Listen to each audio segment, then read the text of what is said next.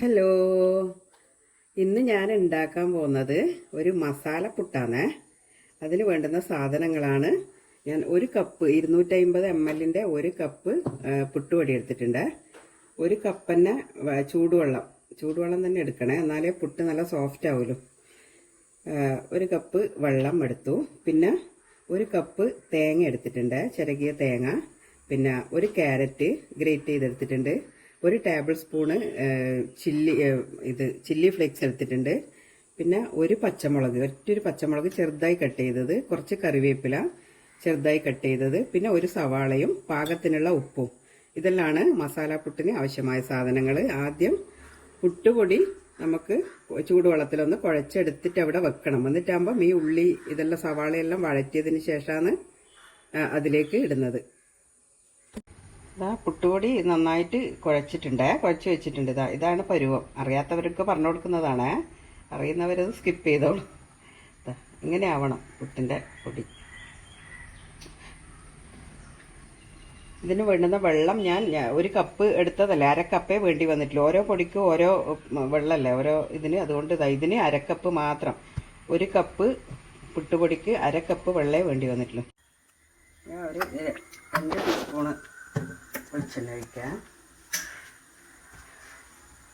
2 teaspoon വെളിച്ചെണ്ണ ഒഴിച്ചിട്ടുണ്ട്. അതിലേക്ക് സവാള ഒന്ന് വഴറ്റാൻ വേണ്ടിയിട്ട്, സവാളയും പച്ചമുളകും കറിവേപ്പിലയും ഒന്ന് വഴറ്റുണ്ട്. ഞാൻ ക്യാരറ്റ് അങ്ങനെ വഴറ്റുന്നില്ല, അതിലേക്ക് ലാസ്റ്റ് ഇടുന്നു. സവാള ഒന്ന് കുറച്ച് ബ്രൗൺ കളർ ആവണേ.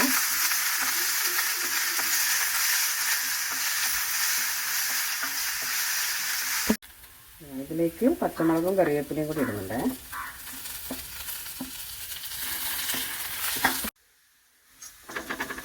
സവാള നന്നായി വഴന്ന് ഈ കളറാവണേ. ഇനി ഞാൻ ഇതിലേക്ക് ഓഫ് ചെയ്തിട്ടാണ് ചില്ലി ഫ്ലേക്സ് ഇടുന്നത്.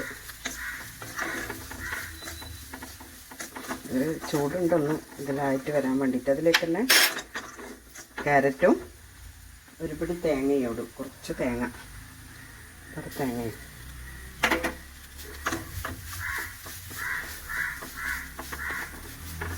ക്യാരറ്റും ഇതിലേക്ക് ഇടുന്നുണ്ട്.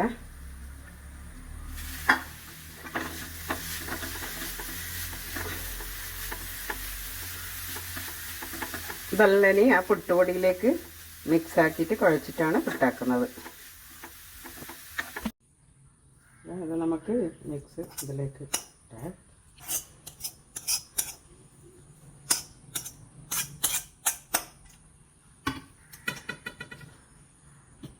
മിക്സ് ആക്കാം.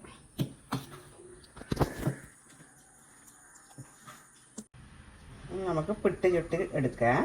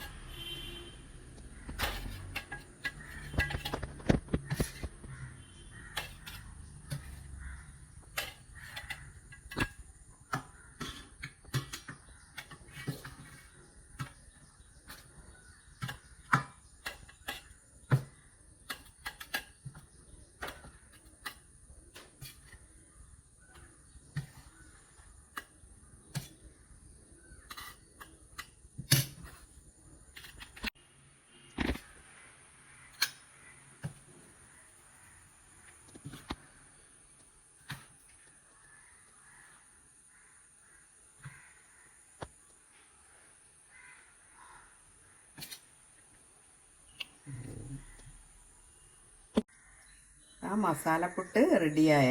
ഇതിന് പ്രത്യേകിച്ച് കറിയൊന്നും വേണ്ട. കുട്ടികളെല്ലാം കഴിക്കുവാണെങ്കിൽ നല്ല തന്നെ. കുട്ടികൾക്ക് മാത്രമല്ല, എല്ലാവർക്കും ഇഷ്ടപ്പെടും. ഇഷ്ടമായിട്ടുണ്ടെങ്കിൽ ലൈക്ക് ചെയ്യുക, ഷെയർ ചെയ്യുക, സബ്സ്ക്രൈബ് ചെയ്യുക, കമൻറ്റ് ചെയ്യുക. Okay, thank you.